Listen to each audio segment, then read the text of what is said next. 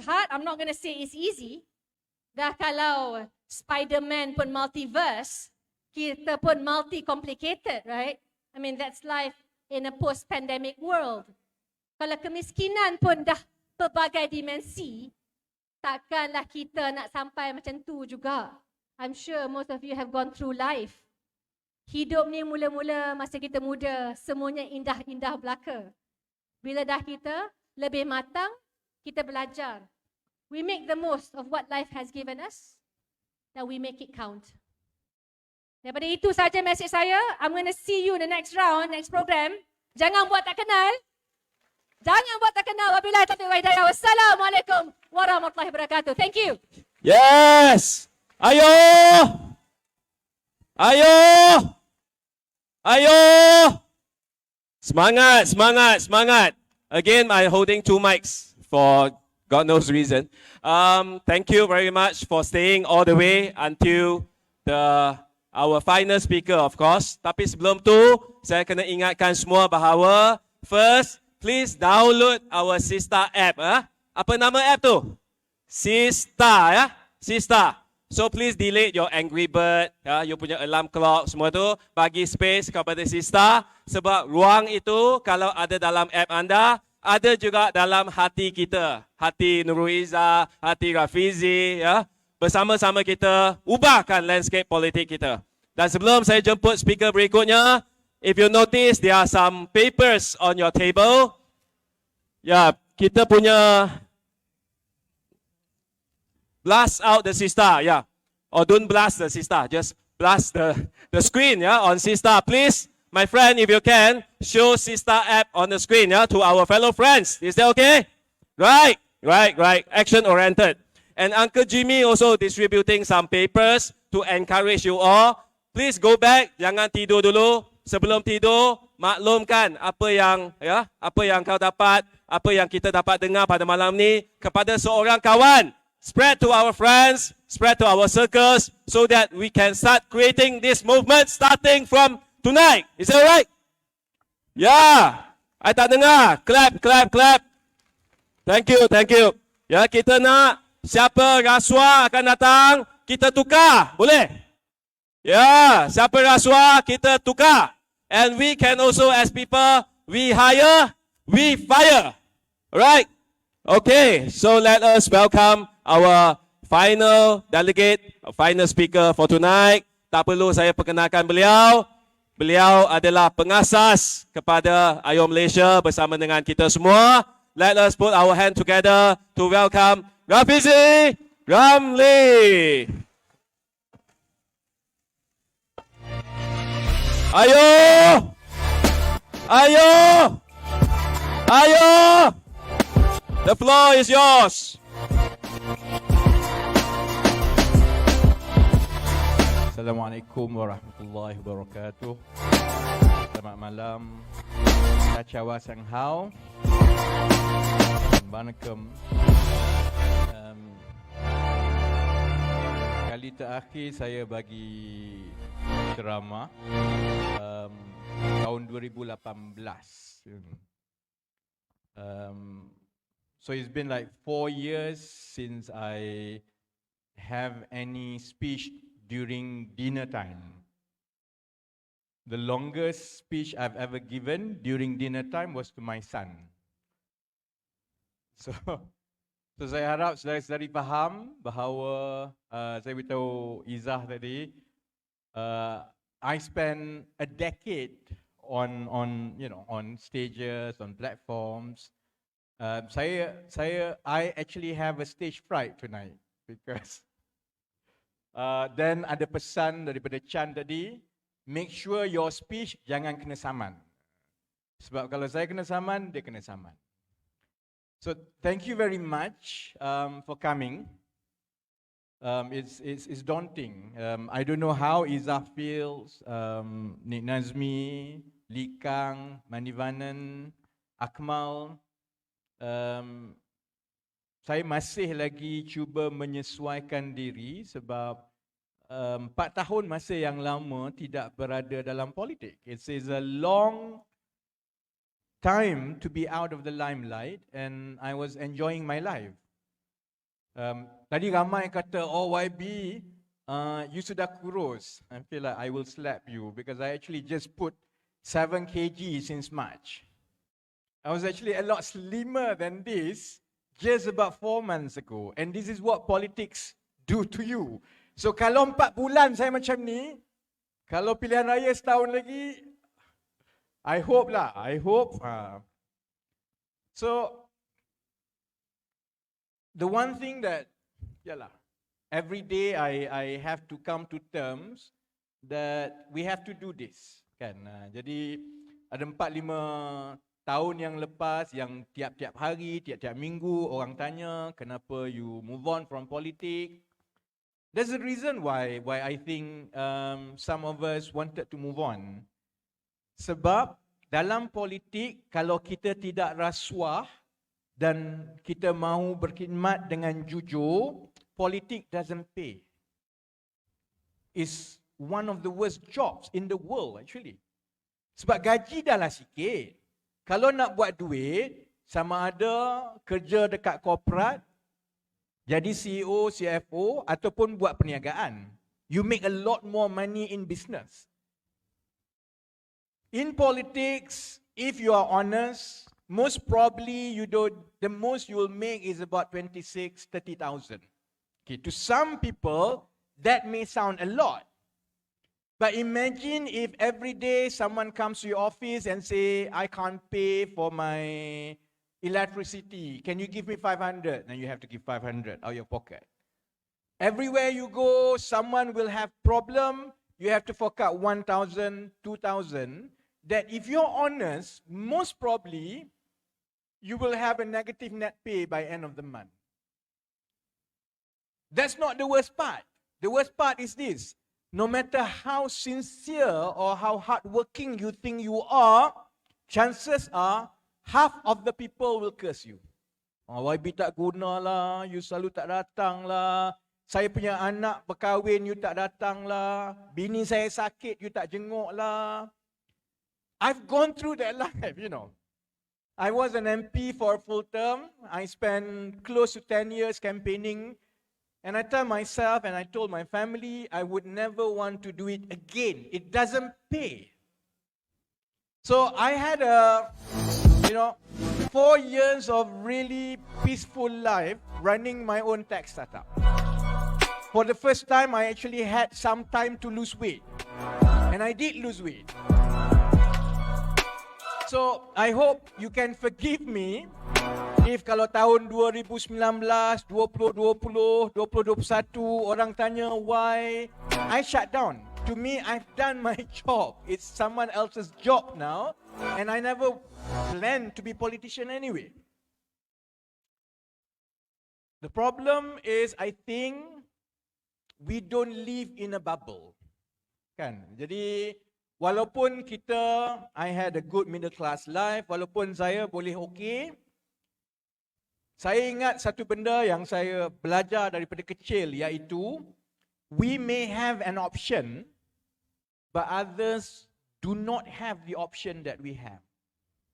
And if you have a capacity to help others, when you already have an option, and to try to create options for other people, that is the highest level of service and ibadah in Islam.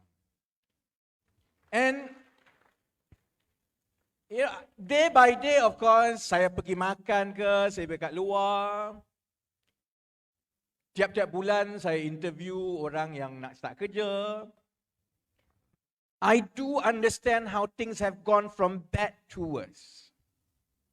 I could shut everything, I could live in a bubble, but I was also affected because I run a big business. So I know how bad things are outside because, if you run a business, the economy is bad, you are affected. And it came to one point, in state Johor election,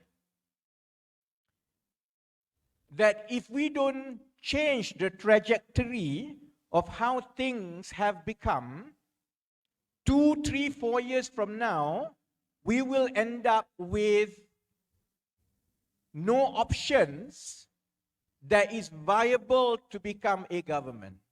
On the one hand, you will have UMNO and Barisan Nasional, practically, a Malay right-wing party. The second option will be Bersatu PAS, another Malay right-wing party. Now, to the younger ones, you may not remember this because your political awakening most probably in the last 10, 15 years, in the last 5 years, where you grow up having an option. If you wanted a multiracial, progressive, honest, competent government, you could always try to support Pakatan Harapan.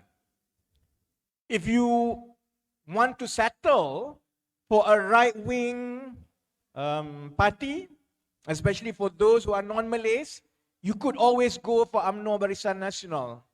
That's the politics that you know. Because you didn't live in the 1980s. You didn't grow up in those 1980s and 1990s that I grew up at your age. I am quite old, I'm 45. So I remember those years when kalau Melayu dahulu, kalau pilihan yang kita ada, hanya ada UMNO ataupun PAS. UMNO pun you tak suka, PAS pun you tak suka. In the 80s and 90s, orang Melayu hanya ada pilihan UMNO ataupun PAS. That's why when PKR started, a lot of my generation, Izzah, Likang, Nick Nazmi, we all joined PKR in drove because at least for once, we had a choice. So you knew politics when you had an option. Imagine if things had not improved, you will end up with either UMNO and Barisan Nasional on the one hand, and Bersatu and PAS on the other hand, because if PKR, DAP, Amanah and Pakatan Harapan telah menjadi blok ketiga yang kalau macam mana pun tidak membantu pada ketika 4 pilihan raya negeri berturut-turut. Bukan kalah, sayur. Bungkus. Kalau ia pun kalah, janganlah bungkus. Ini bungkus dalam 4 pilihan raya negeri berturut-turut. Kita berhadapan dengan pengundi atas pagar yang akan tanya kita, dulu masa kamu kempen dan bagi kita menang, sehingga 2018, where were you then? Kenapa kamu biarkan Pakatan Harapan pada ketika itu dikawal oleh Bersatu, sehingga Bersatu boleh merosakkan Pakatan Harapan dan pengundi-pengundi atas pagar benci dengan Pakatan Harapan. It's not going to be an easy job. I understand that. Sebab itu juga kami memutuskan bahawa kita tidak boleh masuk pilihan raya ini dan berkempen dengan rakyat semata-mata atas niat untuk menang pilihan raya. We've done that before. If we were to appeal to the public on the sole reason that vote for us and things are going to be better, by now we know most probably it will take much longer before things can get better. Because the problem is a lot deeper. The problem is very systemic in nature.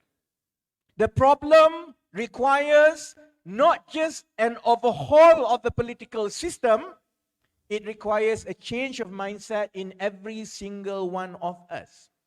That's why we decided that let's change the tactic.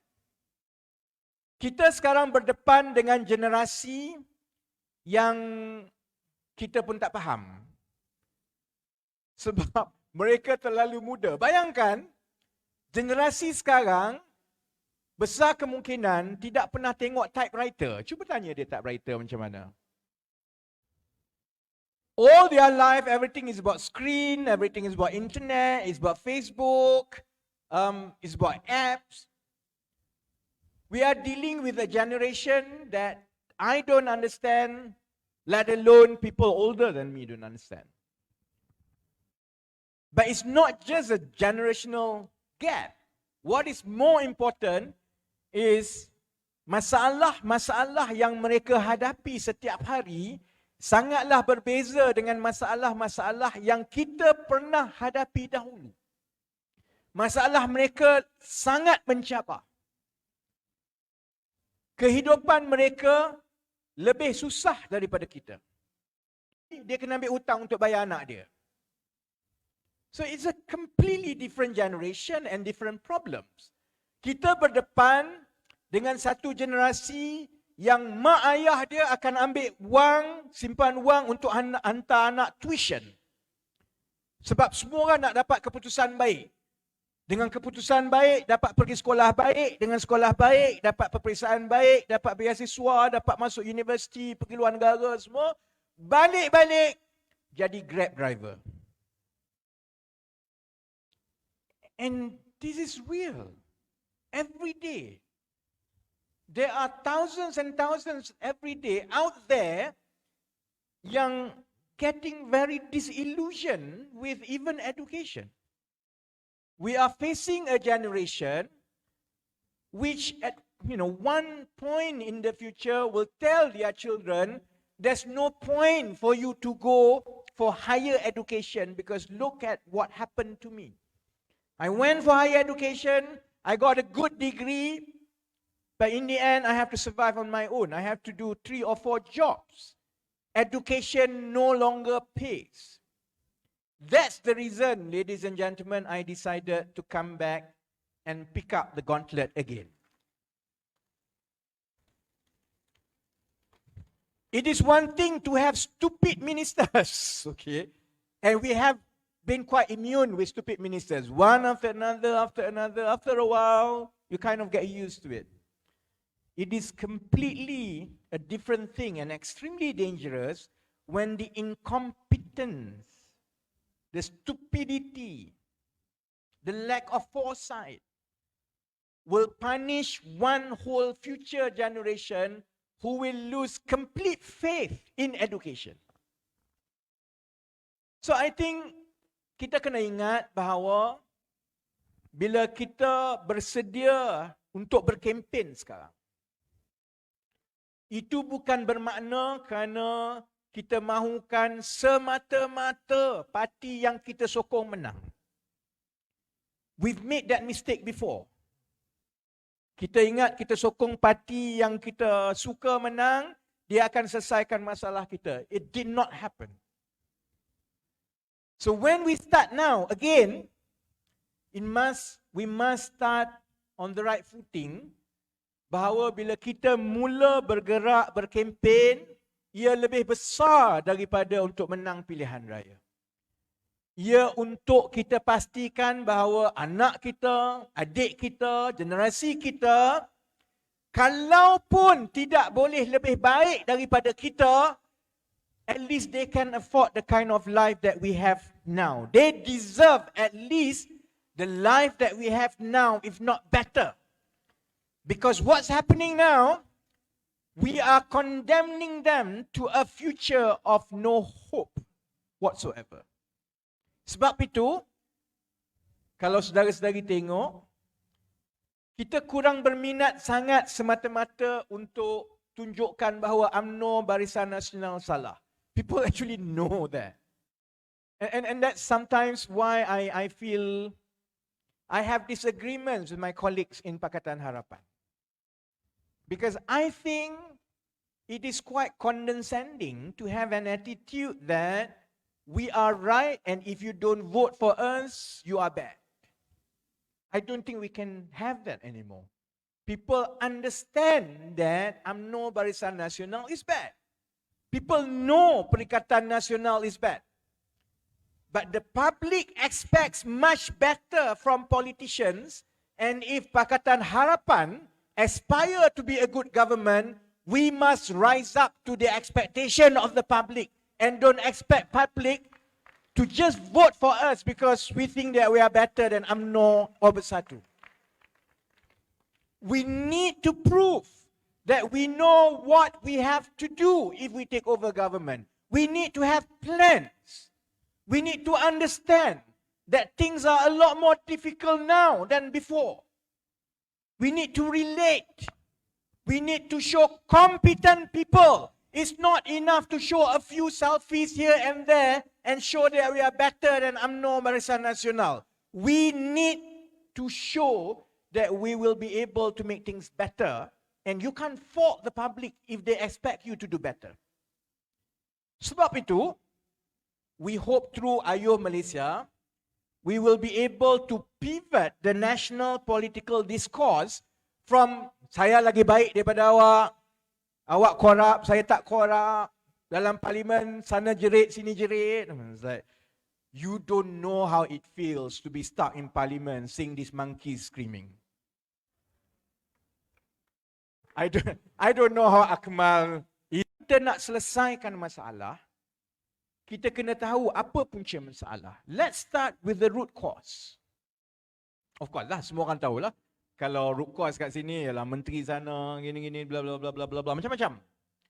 But if we were to pick 4 or 5 most important sectors, issues that we have to resolve in order to make sure that our children, our sisters will get a better life, what are those 4 or 5? And that's why we decided, let's just focus on 5 things. First, saudara-saudari, kami mula bercakap tentang food security ataupun jaminan makanan seawal Februari dan Mac 2022, sebelum pun ada masalah harga ayam, masalah harga telur semua ni. Pada ketika itu pun kita dah tahu bahawa negara akan berhadapan dengan masalah harga barang dan gangguan bekalan makanan yang mendadak. That's why we've announced it much earlier on that one greatest threat to this country and society in the future is a question of food security. But it's not enough to just point out. In the coming weeks, in the coming months, hopefully even after the next general election, whatever the result is, I hope kawan-kawan yang bersama-sama saya dengan Ayuh Malaysia, yang mendengar, yang menjadi sukarelawan, rakyat di luar faham bahawa we need to focus on food security because that is our survival. We can talk until the cows go, cows, Charizard and so on. We can, I have that mental, dia ketik sikit. Bila cakap cows, I have to stop. Yeah, Charizard. We can talk until Charizard goes home. And we've been talking about it, but we will not solve it. People know that we need to do something about food security. So we'll focus on the solutions, and it is our duty to get everyone to understand how important it is for the country to do something creatively, innovatively about food security. Secondly, is about making sure a free and fair access to education for all. Quality education, free and fair to all. And we are lucky because before this, every time we talk about free and fair access to quality education, people will talk about budgets. UMNO Barisan Nasional will say that Malaysia has among the highest percentage per national budget every year for education. And they will tell you, mahal nak buat sekolah ni. Kalau nak buat sekolah macam ni, macam tu, mahal. Yalah, mana tak mahalnya. Nak pasang elektrik, kena cari rosmah. Lain kali cari kontraktor, tengok kontraktor betul-betul sikit. Salah kontraktor. But now we are lucky because we are in the technology world. The tech has advanced so much, but it requires a lot of focus to digitalize education. Unless we'll bring digital features, unless we'll bring digitization into education, we will not be able to do it. And it requires a lot more than just talking about free and fair access.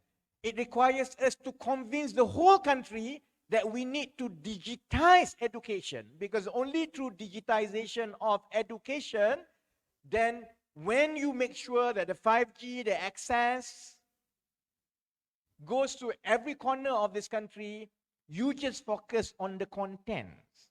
And that's how, hopefully, you can create quality education by focusing centrally on quality contents and spending less on infrastructure.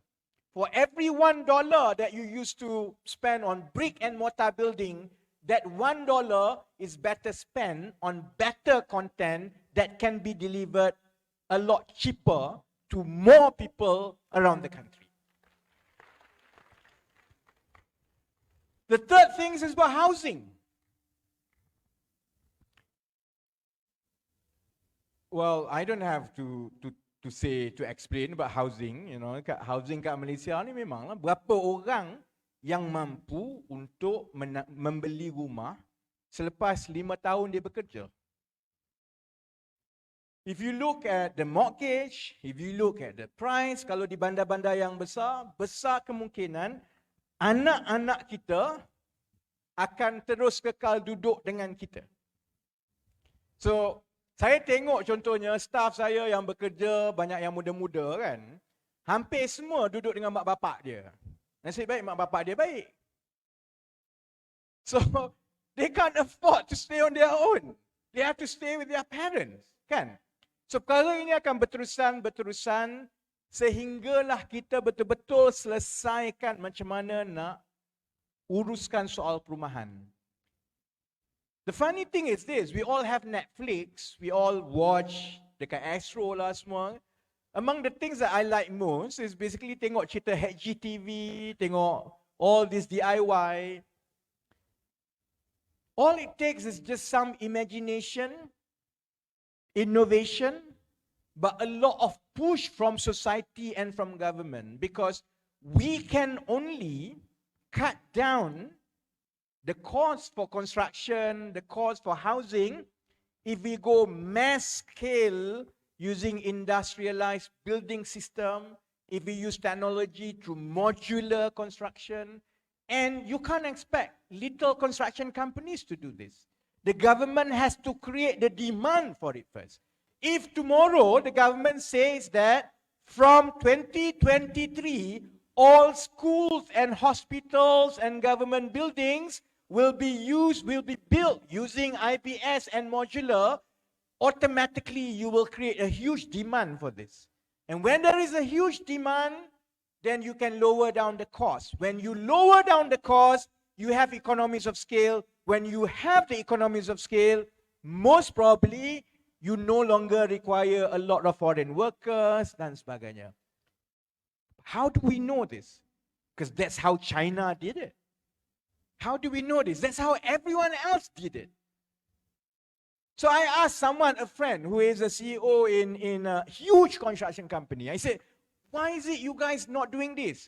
They said, well, you know, there's no economies of scale. So saya tanya dah, kalau modular dekat Malaysia ni, kalau IPS, dekat mana nak pergi beli? Ada ke tidak? Dia kata ada banyak kilang banyak dekat Johor. Habis kenapa Johor tak pakai? Oh ya, dia orang buat kat Johor, tapi Singapura yang beli banyak. Well, sounds familiar, that's Malaysia, kan? So it's doable. Singapore is doing it, China is doing it, Europe is doing it. So there is a solution to providing affordable housing to people, but it just requires some brain lah. Fikirlah sikit, you know. You leave it to them, to menteri-menteri yang ada dekat Putrajaya ni, dia akan buat lepas ini. Lepas kita bising-bising pasal harga ayam semua, dia umum jawatan kuasa kan. Dia umum jawatan kuasa jihad harga barang. Lepas ini, kita bising pasal harga rumah IPS modular, dia akan buat satu lagi jawatan kuasa. There's no price for guessing. Dia akan buat jawatan kuasa jihad, harga rumah pula. So you can't expect they will do this. That's why it requires every single one of us, rakyat biasa, to imagine the future for them. Kalau rakyat kata, actually it's a good idea to do it, We want to see a mass scale IBS and modular. We want to see the capacity for it so that we can lower construction costs. Then hopefully politicians have no choice but to do it. Fourth things that we talk about through Ayuh Malaysia is about reimagining the future of jobs in this country. Kita cakap pasal TVET, kita cakap pasal unemployed graduates. I don't have to explain this. You go through this every day. What we require is solution. Setiap kali kita cerita pasal unemployment, kerajaan cakap apa tau? Ya, kita faham lepas ini kita perlukan lebih ramai anak-anak yang berkemahiran. And then what do? They send them to vocational or technical school. More schools created. Not because those schools when created will produce employable school leavers. That's because more schools means more construction role, you know. Some of us have worked overseas one way or another. So, you know, it was temporary. We didn't mind living that life because it is about making money so that we can go back. But you can't expect our children to do it because we have progressed as a country. And when we have progress as a country, there is a certain level of living standard. Takkan kita nak suruh anak-anak kita, we put more future into the way we do things. If you have more IBS, if you industrialize our construction, for example, right? Sebenarnya kita hanya perlukan technician yang boleh pasang rumah, bukan bina rumah. Because most probably when you want, kita nak buat rumah, kita order, dia macam IKEA lah. Tapi yalah, tak adalah kecil. IKEA besar lah. Mana yang you most probably would bolt and put the foundation dulu. And then it comes with satu blok dinding, you pasang blok dinding, you pasang atas. And this requires a lot of machines and tooling. It's no longer labor work untuk pasang plaster, simen dan sebagainya. When you do that, you will require less number of labor hours to finish one house. When you require less labor, that means that you can pay more. With machine, with tools, with equipments, you can do the same amount of work with less people and you can pay them more. Okay, the nitty-gritty, that's why we have to talk about it. But we need to imagine it and we need to sell the idea to the people and to the public supaya dia faham bahawa sebenarnya that's how we should do it. So you kill two birds with one stone. You tak payah bergantung kepada pekerja asing. Pada masa yang sama, kita bagi pekerjaan kepada yang muda-muda yang tidak pergi universiti, yang ada technical, supaya kita dapat pastikan mereka juga boleh ada kerjaya yang they can make a living out of it. Dan yang kelima, saudara-saudari, the 5 trusts that we say, we talk about renewable energy. Yang ini agak mudah. Sekarang semua orang negara panas. Climate change, everything. Bill elektrik, saya duduk a normal apartment with 3 bedrooms. 3 orang je. Bill elektrik saya lebih kurang RM500 sebulan. So if you have, 2-story house ke berapa, you are looking at about RM500, RM400 a month. If you have solar, as an idea, if you have solar, you have to fork out awal the capital to install solar. That's fine. But you will get your capital paid back within 5 to 6 years. Once you get your capital paid back, within 5 to 6 years, your electricity is free. That's not that's no brainer. Why not to do it? Our weather allows it, but it takes a lot of government push to do it. Kalau kita pergi dekat pejabat-pejabat kerajaan, saudara-saudari tengok tak, lampu banyak gila tak? Lampu di sana sini, ada yang menyala lah, ada yang tak menyala. Tapi ya, selalunya pejabat-pejabat kerajaan, tempat-tempat awam, bangunan besar, lampu banyak. Let me ask you this. You ingat electricity itu percuma ke? Pakcik-makcik ingat electricity itu tiap-tiap bulan sebab dia kerajaan, dia tak payah bayar. Tiap-tiap tahun bila kerajaan peruntukkan belanjawan kepada kementerian sekian, sebahagian itu dia jadi belanja mengurus. Operational expenditure. Operational expenditure itu maksudnya apa? Bayar elektrik lah. Dah lah kena bayar elektrik mahal. Bila tengok pula lampu, saudara-saudari perasan tak? Banyak lampu tu bukan LED pun. Lampu biasa. Sedangkan kalau kita pakai LED, tenaga electricity adalah hanya 1/3. You consume 1/3. If you use LED, why not use LED? So you imagine the kind of savings we can slash if only we have slightly more futuristic mind. But when even government ministers couldn't think about it, dia masuk tiap-tiap hari, lampu semua dia tak peduli. Dia tengok bil elektrik, bajet dia kena tolak, dia tak peduli. Bila dia pun tak peduli, negara pun tak peduli.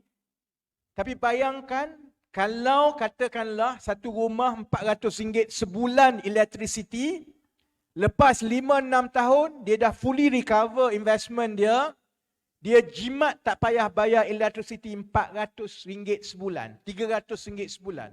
Saudara-saudari, kalau yang Melayu yang terima BRIM dekat luar, sekarang dipanggil apa? Macam-macam. BRIM ni zaman Najib. Sekarang apa? Bantuan Keluarga Malaysia. Dia bagi RM100 je kan? Dia umum baru ni kan? Masa RM100 setahun.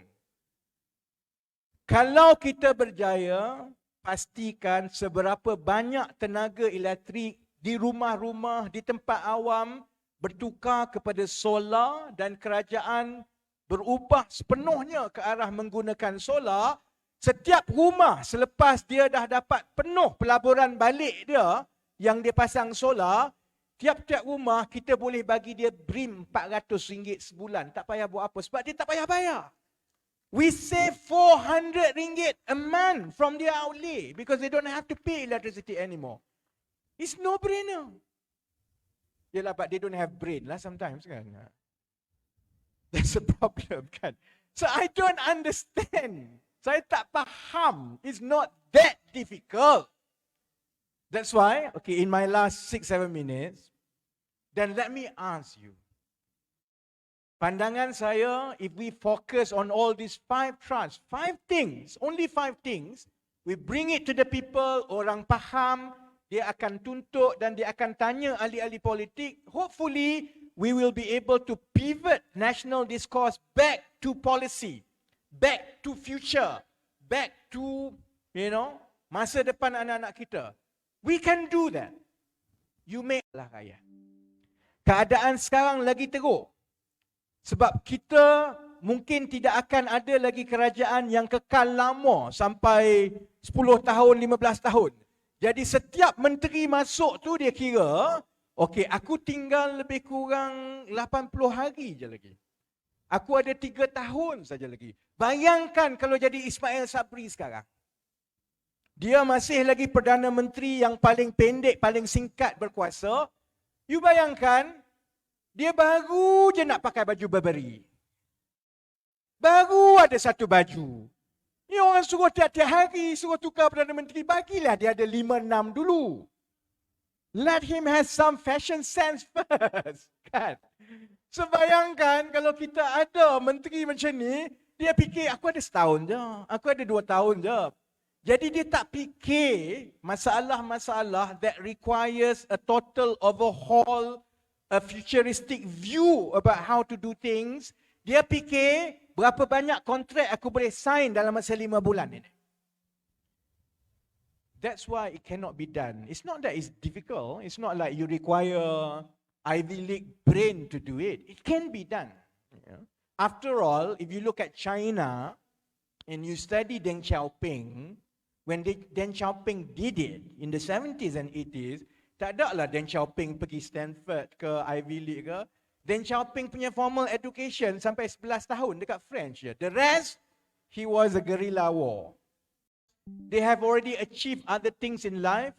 This is what they can contribute. And for that to happen, ladies and gentlemen, we can't allow the politicians to decide for themselves. Because remember, I kept telling this 4 or 5 years ago, sometimes you guys forward balik my speech when I was fat, At least now I'm a lot slimmer lah than all those speeches. Remember my last speech for general election, power corrupts. Absolute power corrupts absolutely. If you leave it to them, you put anyone without a control, without a check and balance, without scrutiny, even the nicest and most honest politicians, when they started in politics, there's every risk that they'll be corrupt as well. After all, every bad thing in this world starts with a good intention. That's why we require Malaysians to get involved. Kita perlukan rakyat Malaysia untuk terus terlibat, bantu, jadi kaki pukul, rotan ahli politik, tekan ahli politik. Kalaupun Pakatan Harapan menang, still kena buat. Kritik mereka, pastikan mereka ada satu tahap otak yang baik. Jangan kalau ahli politik yang kurang cerdik itu dari Pakatan Harapan, kita buat diam.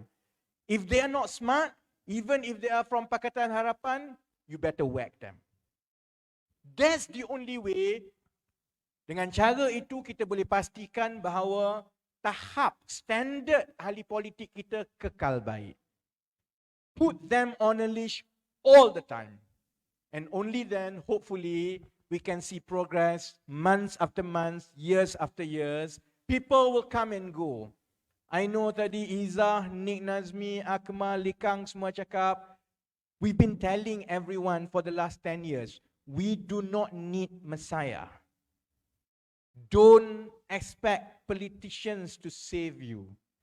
If society thinks that we need Messiah to help us, we are in trouble. We are the Messiah, ladies and gentlemen. Kitalah yang akan mengubah, kitalah yang akan tolong fikir, kitalah yang akan tolong pukul, dan kita jugalah hopefully will reap the benefit. And that's why tonight, thank you very much. We all have to go. I want to thank everyone. And, there's one thing that, when I left politics, I thought I wouldn't miss anything. I was very happy, very peaceful. I thought that there's nothing about politics that I will miss. Tonight, I realized there was one thing that I actually miss. I miss seeing how multiracial and muhibbah everyone is. I forgot that. Dekat one table, ada Pakcik, ada Chinese, ada Indian, ada Melayu. I mean, you all fit in. All these people who fear each other should just come here and see, And kita makan the most, well, I don't think it's even Malaysian food. It's Indian food, is it? Yeah, we eat the most Malaysian food of it all, from Mama, So, thank you very much for coming. I do remember why I used to enjoy doing it a bit. Thank you, because I met some of the crazy people who were volunteers before. I met one auntie from Cheras. I forgot that she must have been the oldest pacha. In the last general election, auntie jadi pacha umur 78 tahun. And she's still here.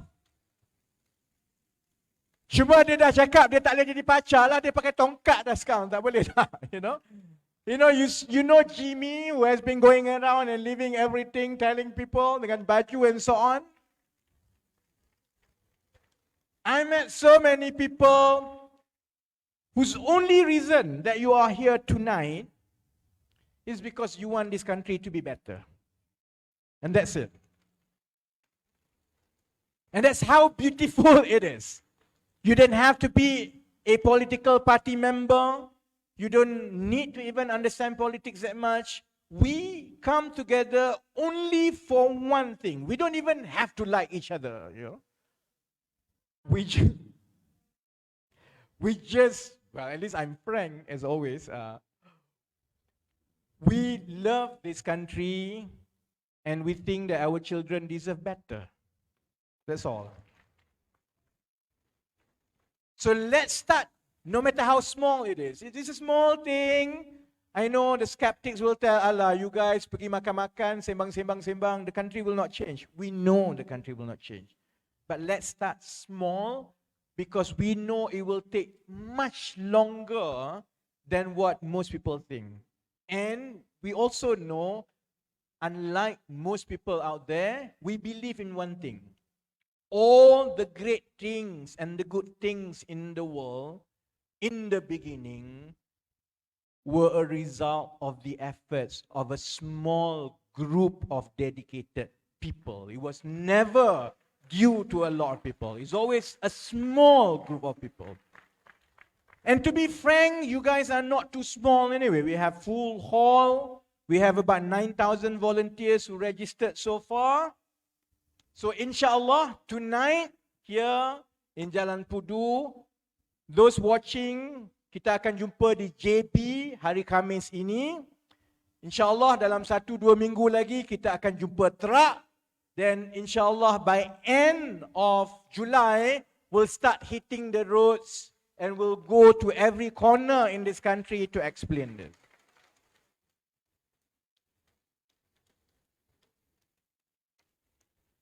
If election is in August, I don't think it's in August, but if election is in October, hopefully 3 to 4 months is enough to hold the fort. Whether we win or not, to me, is secondary, but Pakatan must form the biggest bloc in the next parliament. Because when we are the biggest bloc, most probably anyone who wants to form a government has to talk to us.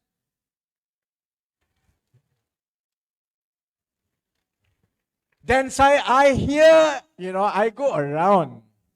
Kadang-kadang I feel like this is so unfair to me because semua orang cakap, make sure tidak ada pengkhianat lagi ya. I was like, it was not my fault.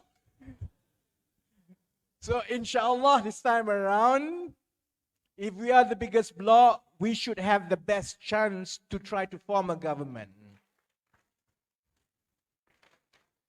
If election is next year, that means that most probably we have about 1 year from now to win, to prepare for election. I think it is safe to say, if we have 1 year, I think we can win the next election. But 1 year lah. I mean, it's like, kalau it's 3 to 4 months, it's time is short. Let's be realistic. Because bila you campaign, you kena pergi semua tempat. It's long time. You need to explain to people. 4 or 5 months may be short. It's maybe enough to make sure that we are the biggest bloc. But if we have 1 year, I think we might be able to win the next general election. Whether it's this October or whether it's next year, that's not our decision. That's Burberry man's decision. So I don't envy him. So let him decide. What we can do is we can do our best to prepare. So let's prepare.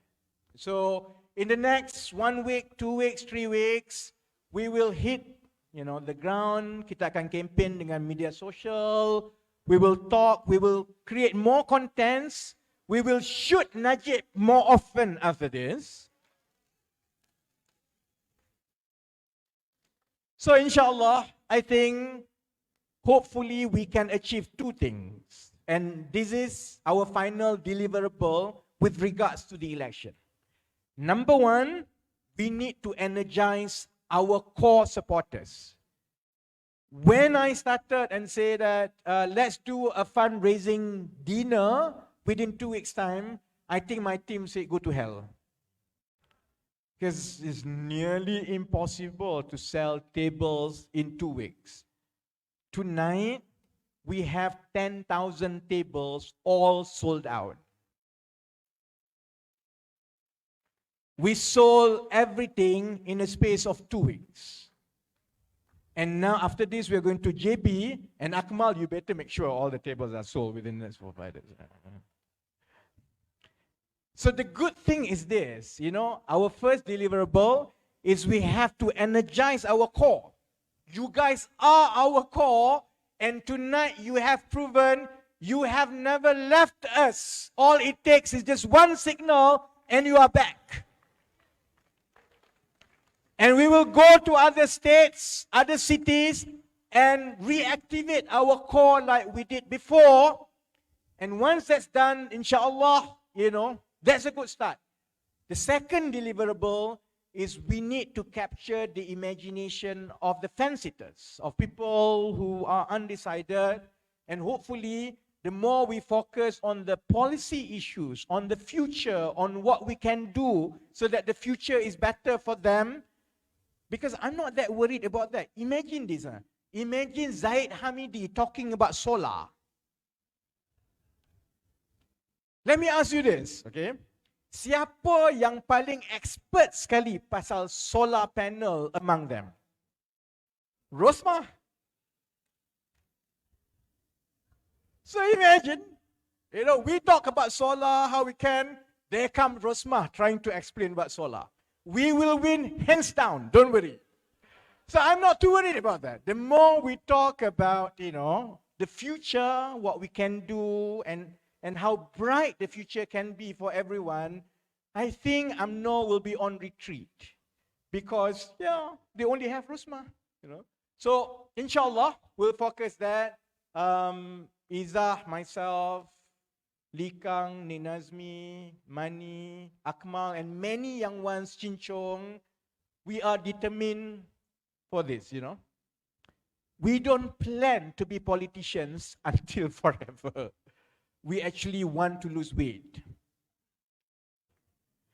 So we can only do this up to a certain time only. I think I'm 45 now. The most maybe another 10, 12 years. Have mercy on us. So we will try our best to make it happen. If it's not tomorrow, minggu depan, bulan depan, if it's not next year. But I think we will work together because, we want to retire. And until this is done, I think all of you guys will hound us forever. And inshallah, if we put our minds to it and see beyond general election, I think we will be able to do the job. So finally, thank you very much. It's been an honor to be amongst you guys again. Remember, we will manage the campaign through an app. Okay? So, download the app, join the campaign activities there. You will have full briefing on the app. You can train how to become Pacha on the app. You can register to become Pacha on the app. So try to use the app as soon as possible. Then we'll start going from state to state from next week. And hopefully, by the time we come back here, 2 or 3 months down the line, maybe we are getting closer to general election. And hopefully by then, we'll be so jubilant because we've done a good job, and inshallah we will win as best as possible whenever they call general election. Thank you very much. Assalamualaikum warahmatullahi wabarakatuh. Sese, nandri vanakkam, and good night. Thank you. Ayuh! Ayuh! Ayuh! Yeah, before we end, let me just announce that for the fundraising that we conducted just now, we managed to raise 9,330 ringgit and 55 cents. I don't know where the 55 cents coming from, but thank you very much again. Have a good night. We'll see you in Johor on Thursday. If not, we'll see you in Penang next week. So, see you again. Have a good night. Selamat malam. Terima kasih kepada semua yang hadir. 谢谢大家今天晚上抽出宝贵的时间和我们在一起。Nandri Wanakam.